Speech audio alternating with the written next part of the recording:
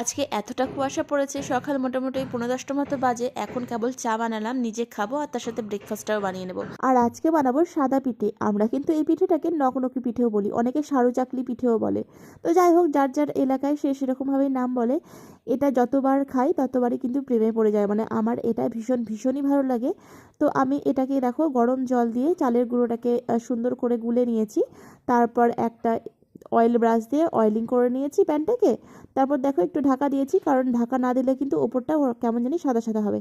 আর এখন যেটা হবে সেটা কিন্তু একটা ম্যাজিক। তো চলো কি ম্যাজিক সেটাই দেখে নাও। প্রথমে জলটা গরম করেছি, তারপর খেজুরের গুড়টাকে এখানে দিয়ে বেশ খানিকক্ষণ ফুটিয়ে নেব। তারপরে হয়ে গেল আমাদের শীতের স্পেশাল ঝোলা গুড়। মানে কারো বাড়িতে যদি ঝোলা গুড় না থাকে এরকমভাবে, তো এরকমভাবে তোমরা বানিয়ে নিতে পারো।